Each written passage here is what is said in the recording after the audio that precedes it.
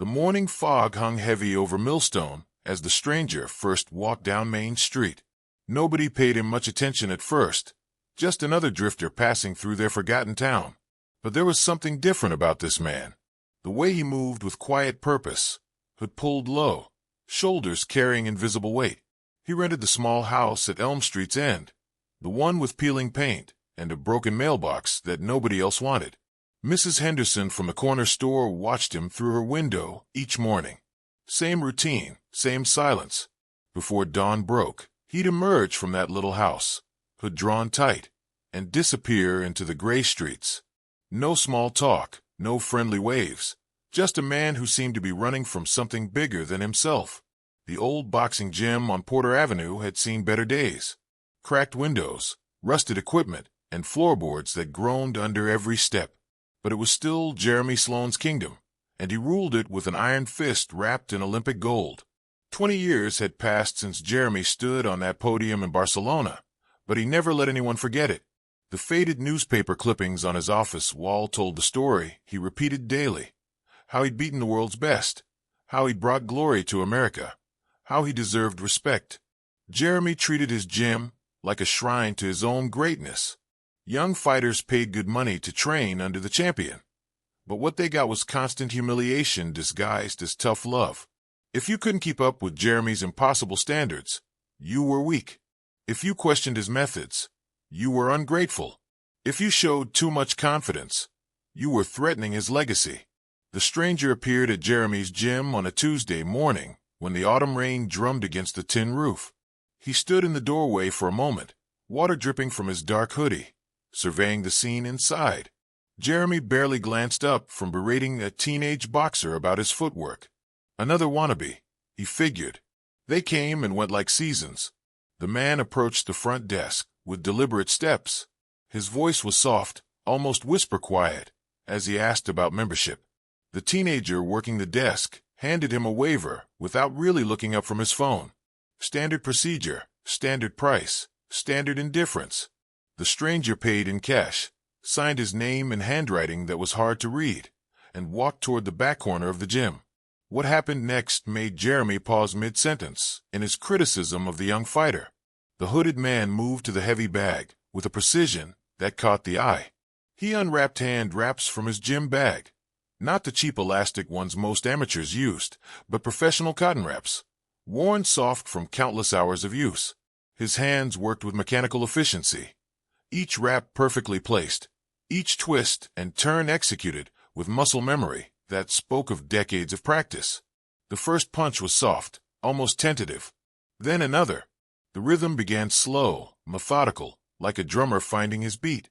But there was something in that rhythm that made Jeremy's Olympic-trained ear perk up. This wasn't amateur hour. This was technique, refined and deadly, hidden beneath layers of rust and years of inactivity. Young Alex Martinez was the first to notice. He'd been shadowboxing near the mirrors when the sound from the heavy bag changed. Not the wild thudding of beginners or the flashy combinations of show-offs, but something different. Something that made him stop mid-combination and turn to watch.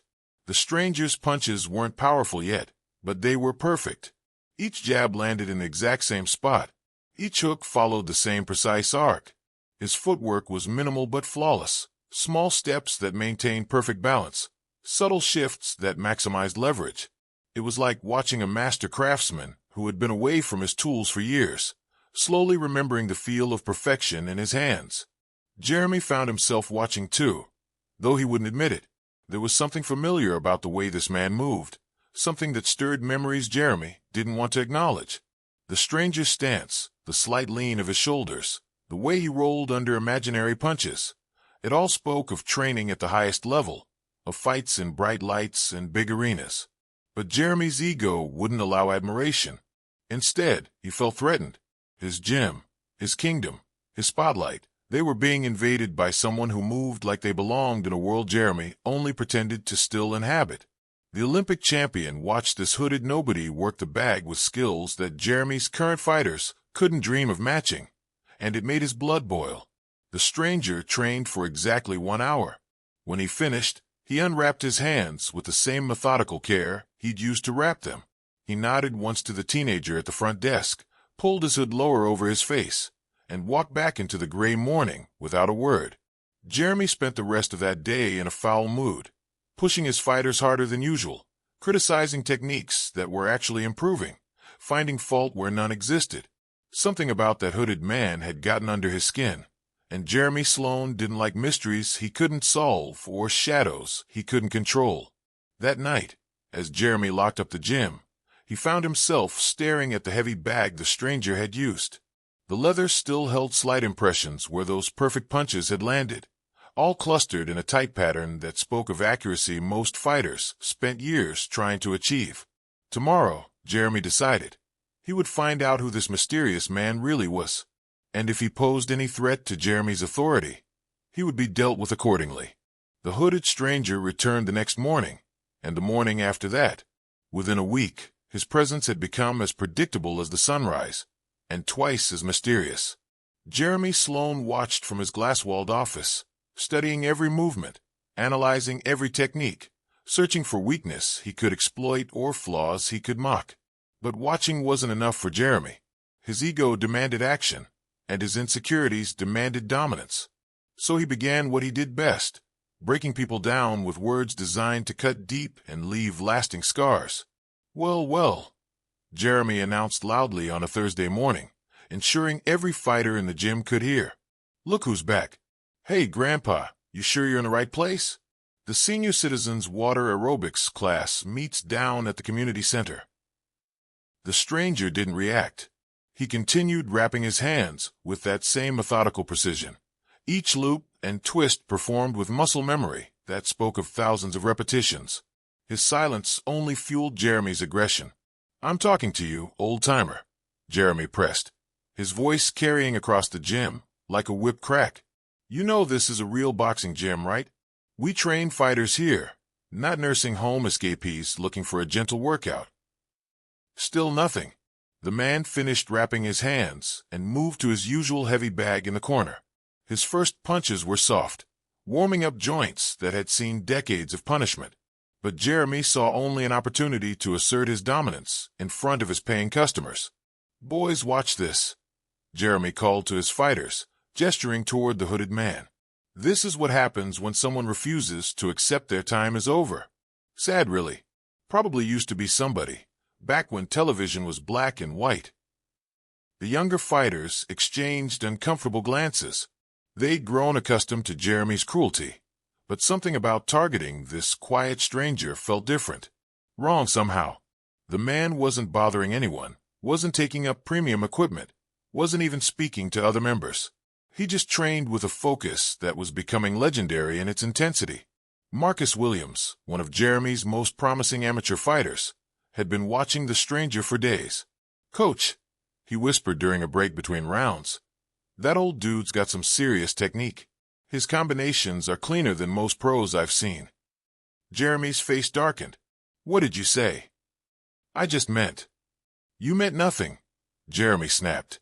"Don't let some washed-up has-been fool you with slow-motion shadowboxing. Real fighting happens fast, under pressure, against opponents who hit back. That dinosaur wouldn't last 30 seconds in a real fight." But Marcus wasn't convinced, and neither were the other observant fighters. They'd begun timing their own workouts to watch the stranger's routines. His footwork was economical but perfect. His punch combinations flowed like water, each technique setting up the next with mathematical precision. Most impressively, his conditioning seemed limitless. After months of watching, none of them had ever seen him breathe hard or take a break longer than the time it took to adjust his hand reps. Jeremy's taunts escalated as his frustration grew. "Hey, Batman," he'd call out, referencing the ever-present hood. "You planning to actually train, or just play patty cake with that bag all morning? I've got 12-year-olds who hit harder than you." The stranger's response was always the same: complete, focused silence. He trained with the dedication of a monk and the precision of a surgeon, turning Jeremy's gym into his own personal laboratory for perfection. But Jeremy interpreted this silence as weakness, as fear, as an invitation to push harder. "You know what I think," Jeremy announced one morning, his voice carrying the cruel edge that his fighters had learned to fear. I think our mysterious friend here is scared. Scared to speak up, scared to make eye contact, scared to admit he doesn't belong in a real gym with real fighters. Alex Martinez, barely 17, but wise beyond his years, finally worked up the courage to approach the stranger during a quiet moment. "Sir," he said respectfully, "I've been watching you train. Where did you learn to move like that?" The man paused in his routine and looked at Alex with eyes that seemed to hold decades of stories. He gave a slight nod, acknowledgement, perhaps even approval, but no words. When Alex pressed further, asking if he'd ever fought professionally, the man simply pulled his hood lower and resumed his training. Jeremy witnessed this exchange and saw it as a direct challenge to his authority. "Martinez," he barked, "get away from the museum exhibit and focus on your own training. And you," he turned toward the hooded stranger, "if you've got something to teach, then speak up. Otherwise, stop distracting my fighters with your silent, mysterious act." For the first time since arriving at the gym, the stranger stopped mid-punch. He turned slowly, deliberately, and looked directly at Jeremy. The eye contact lasted only seconds, but something passed between them. A recognition, perhaps, or a warning. Jeremy felt a chill run down his spine, a primal response that he immediately converted to anger to hide his discomfort. "Finally," Jeremy sneered, but his voice carried less confidence than before. "The mummy awakens. You got something to say, old man, or are you just going to stare at me like you're lost?" The stranger held his gaze for another moment, then slowly shook his head, not in response to Jeremy's question, but as if he were disappointed in what he saw. He turned back to his bag and resumed training, but something had shifted in the gym's atmosphere. The other fighters sensed it, even if they couldn't articulate what had changed. Jeremy felt it too, and it terrified him. For the first time in his life, his words had failed to break someone down. His authority had been challenged not with aggression or argument, but with something far more unsettling: indifference. This hooded stranger wasn't intimidated by Jeremy's Olympic credentials, wasn't impressed by his reputation, wasn't even annoyed by his insults. That night, Jeremy lay awake replaying those few seconds of eye contact. He'd seen something in those eyes that haunted him. Not anger or fear, but evaluation. The stranger had looked at him like a professional assessing an amateur, a master observing a student who thought he already knew everything. Tomorrow, Jeremy decided, the games would end. He would force this mysterious man to reveal himself, to break his silence, to acknowledge Jeremy's superiority. One way or another, Jeremy Sloan would reclaim control of his gym and his reputation.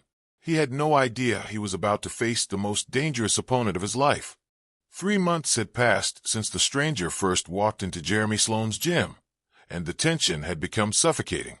What started as casual mockery had evolved into systematic humiliation, with Jeremy using every tool in his psychological arsenal to break the mysterious man's resolve. But like waves crashing against an unmovable cliff, Jeremy's attacks only revealed his own desperation. The morning everything changed started like any other. The stranger arrived before dawn, moving through his routine with the same methodical precision that had become his trademark. Jeremy watched from his office, coffee growing cold in his hands, plotting his next verbal assault. He'd run out of subtle approaches. Today would require something more direct, more personal, more devastating. "Attention, everyone," Jeremy announced, his voice cutting through the morning air like a blade. "I want to address the elephant in the room. Or should I say, the ghost in the corner." The gym fell silent. Fighters stopped their routines. Punching bags ceased their rhythmic swaying. Even the old ceiling fans seemed to slow their lazy rotations. Everyone knew Jeremy was building towards something big, something that would either establish his dominance once and for all, or backfire spectacularly. "We've got a situation here," Jeremy continued, pacing like a predator circling wounded prey. "For months, we've had this individual taking up space in our gym, hiding behind that hood, refusing to communicate, acting like he's too good to acknowledge the rest of us." The stranger continued his bag work, but his punches had slowed slightly, not from fatigue, but from the weight of what was coming. He could feel the buildup, sense Jeremy's desperation reaching its breaking point. Jeremy moved closer, his voice rising with each step, You know what I think? I think we're dealing with someone who's ashamed. Ashamed of who he used to be. Ashamed of what he's become. Ashamed to show his face, because he knows everyone will see the failure written all over it. Marcus Williams shifted uncomfortably near the speed bags.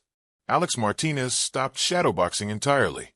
Even the newest members of the gym could feel the cruelty in Jeremy's words, the deliberate attempt to inflict psychological damage on someone who had never done anything except train quietly and mind his own business. You want to know the truth about our mystery man? Jeremy's voice carried a sadistic edge now, the tone of someone who believed he was about to deliver a killing blow. He's a coward, a washed-up, broken-down, pathetic excuse for a fighter who comes here to pretend he still matters. The stranger's punches stopped completely. His gloved hands hung at his sides as Jeremy closed the distance between them, sensing victory within reach.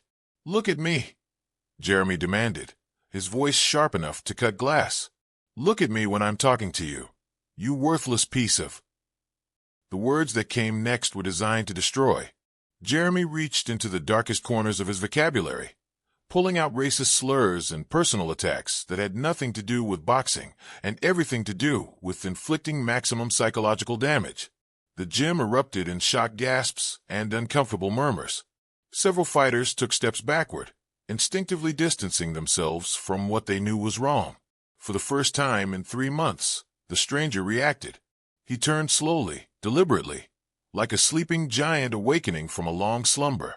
His gloved hands reached up and pulled back the hood that had hidden his identity since the day he arrived. The reveal rippled through the gym like an earthquake, gasps turning to whispers, whispers turning to stunned silence.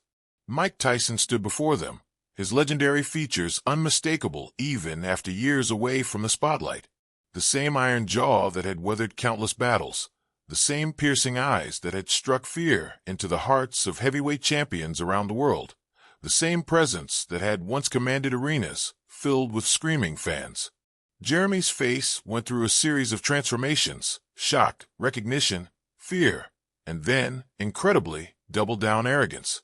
"Well, well, well," he managed, though his voice carried less certainty than before. "Iron Mike Tyson, ladies and gentlemen, the fallen champion, the convicted felon, the has-been who lost everything and came crawling to my gym to remember what it felt like to be relevant." The gym held its collective breath. Everyone present understood they were witnessing something historic, not just the revelation of a legend's identity, but the moment before something explosive happened. Mike Tyson stood perfectly still, his eyes locked on Jeremy with an intensity that made the air itself seem dangerous. Jeremy, misreading Mike's stillness as weakness, pressed his attack. "You think because you were famous once, that means something now. You think your name still carries weight. Look around, Tyson. This is my gym. These are my fighters, and you're just another washed-up black man trying to relive glory days that are long gone." The racist nature of Jeremy's attack sent shockwaves through the room.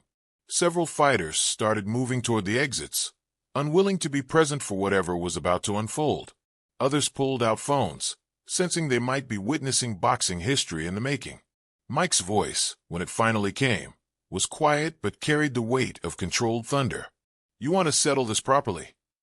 Jeremy's confidence faltered for just a moment, but his ego wouldn't let him back down. Not now, not in front of his fighters, not after committing so completely to his position. "You threatening me, old man? You want to step in the ring and embarrass yourself in front of everyone? Be my guest." Mike nodded once, a simple gesture that somehow carried the weight of inevitability. "3 rounds," he said, his voice still quiet, but now carrying an edge that made Jeremy's blood run cold. "No ref, no judges, just us." "You're on," Jeremy replied, though his voice cracked slightly.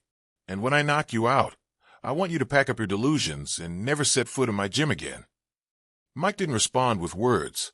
Instead, he walked calmly to the ring, his movements now carrying the predatory grace that had made him the youngest heavyweight champion in boxing history.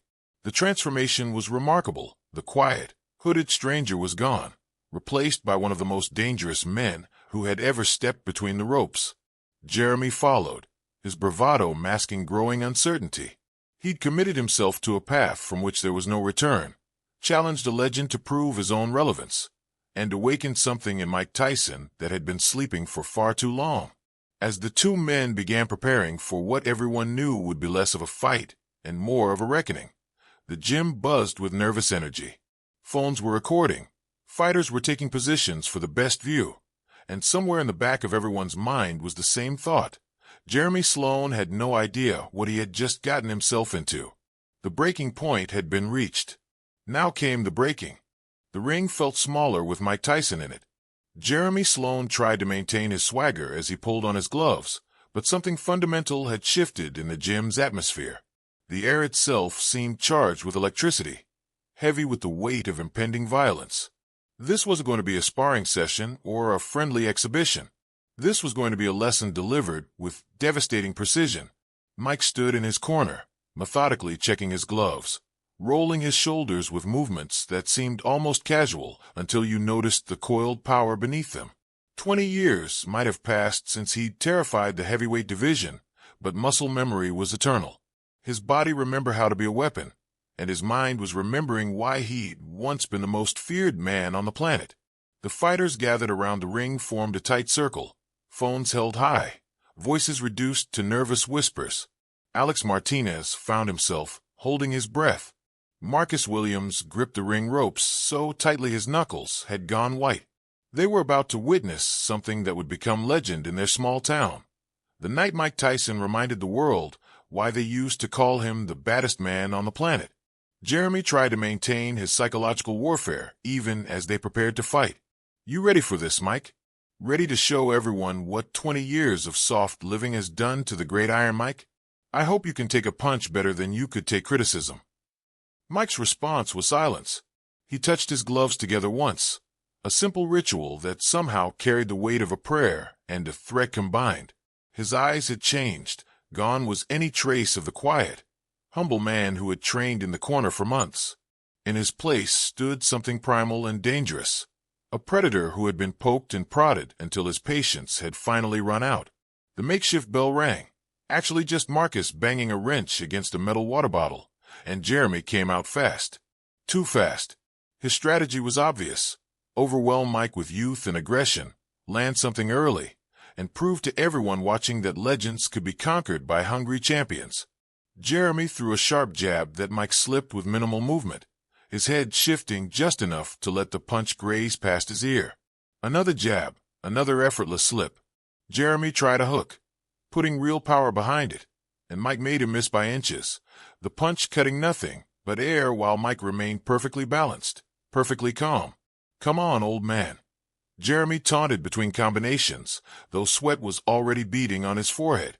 Fight back. Show them what you've got left. Mike's first punch came without warning. A short, sharp jab that snapped Jeremy's head back and sent a shock of recognition through everyone watching. The speed was inhuman. One moment Mike's glove was at his side. The next it had traveled 18 inches and crashed into Jeremy's nose with the sound of leather meeting bone. Jeremy staggered backward, his eyes watering, his carefully constructed confidence cracking like thin ice. That single punch had carried more power than any shot he'd absorbed in his Olympic run. But Mike wasn't following up, wasn't pressing his advantage. He was just standing there, watching, evaluating. That all you got? Jeremy tried to maintain his bravado, wiping blood from his nose. My grandmother hits harder than. The second punch cut off his words and nearly his consciousness. A right hand that Jeremy never saw coming, delivered with surgical precision to his solar plexus.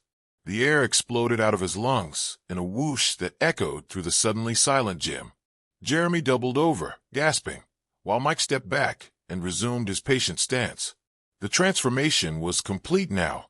Mike Tyson had awakened from his long slumber, and what emerged was something beautiful and terrifying. His footwork was flawless, his balance perfect, his punching mechanics as sharp as they'd ever been. Age might have slowed him slightly, but technique was eternal, and Mike Tyson possessed technique that bordered on the supernatural. Jeremy tried to clinch, to tie up Mike's arms, and buy time to recover. But Mike slipped the attempt with a subtle shoulder roll that left Jeremy grasping air while positioning himself for the perfect counter. An uppercut that started somewhere near Mike's ankles traveled upward with devastating force, catching Jeremy under the chin and lifting him onto his toes. The Olympic champion's legs turned to rubber. He stumbled backward, his guard dropping, his mouth hanging open in shock and pain. Blood ran freely from his nose now, and his left eye was beginning to swell from a punch he couldn't even remember taking. "Had enough?" Mike asked quietly, his voice carrying no malice, no celebration, just professional curiosity. Jeremy's answer was a wild, desperate combination. Hooks and crosses thrown with abandon, the punches of a drowning man trying to land something, anything that might turn the tide. Mike weaved through the assault like he was dancing, his head moving in subtle patterns that made Jeremy's best shots miss by fractions of inches. And then Mike countered. The combination that followed was poetry written in violence. Left hook to the body that folded Jeremy at the waist. Right uppercut to the chin that straightened him back up. Left cross to the temple that sent him stumbling sideways. Each punch was delivered with mathematical precision, perfectly timed, perfectly placed, carrying just enough power to punish without causing permanent damage. Jeremy went down hard, his legs finally betraying him completely. He hit the canvas with a sound that seemed to echo forever in the stunned silence of the gym. Mike stepped back immediately, his hands at his sides. No celebration, no taunting, just the quiet satisfaction of a master craftsman who had completed a necessary piece of work. The count was academic. Jeremy struggled to his hands and knees at 6, made it to one knee at 8, but couldn't find the strength to stand before 10.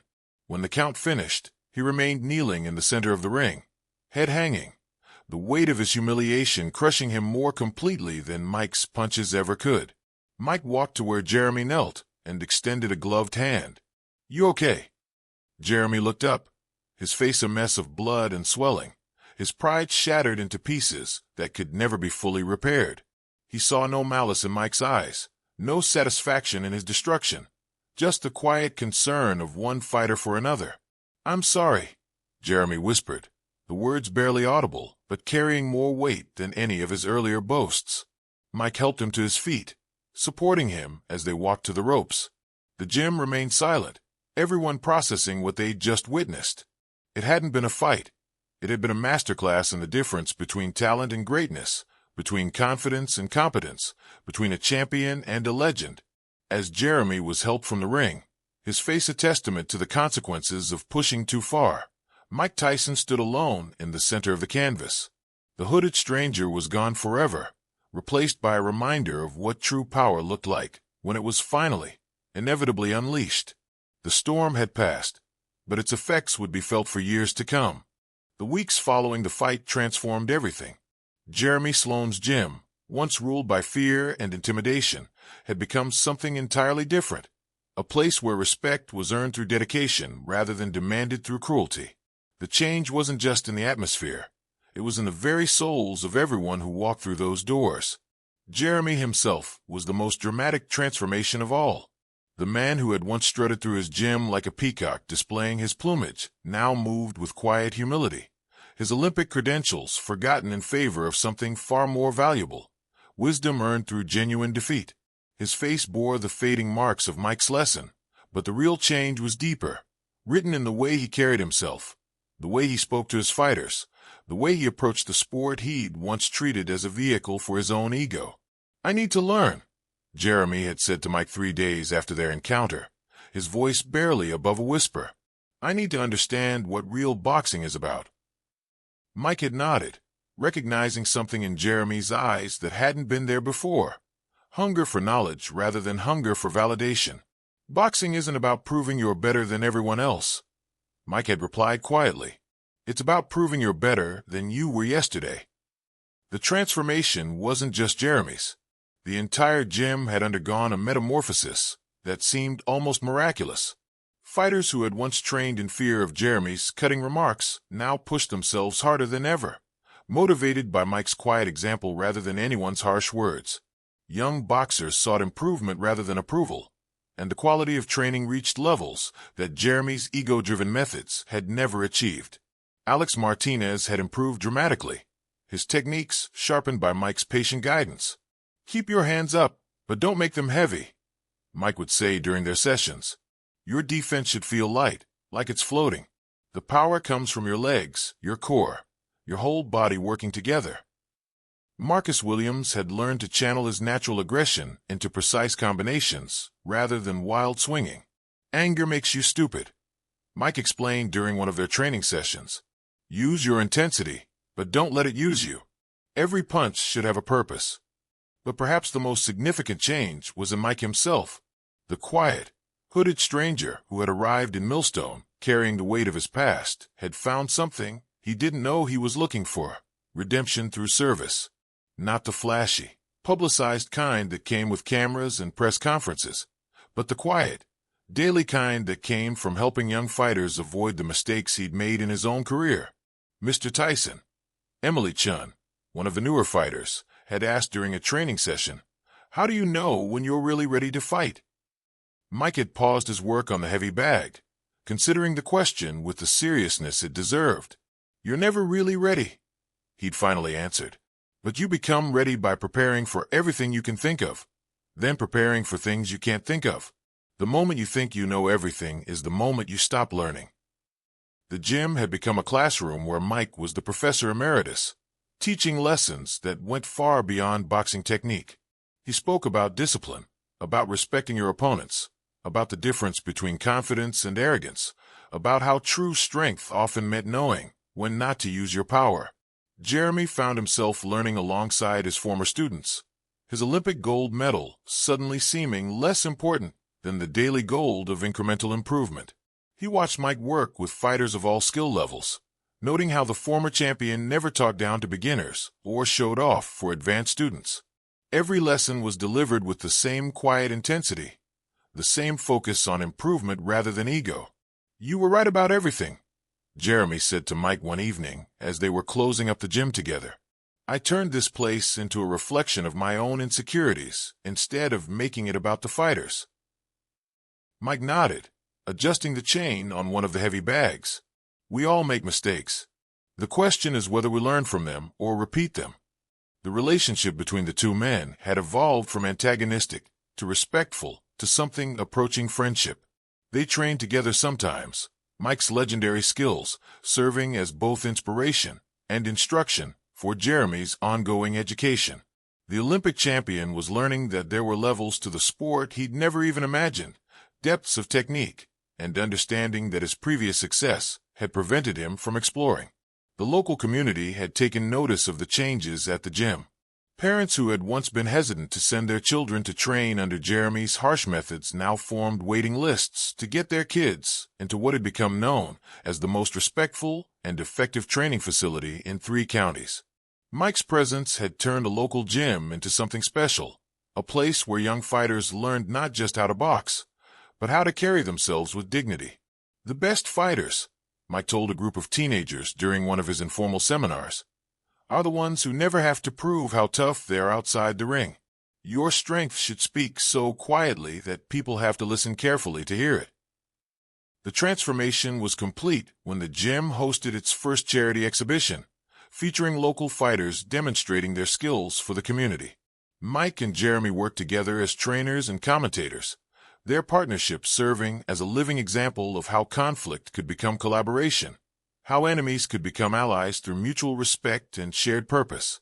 As Mike watched young fighters demonstrate combinations he'd taught them, he felt something he hadn't experienced in years: peace. Not the absence of conflict, but the presence of purpose.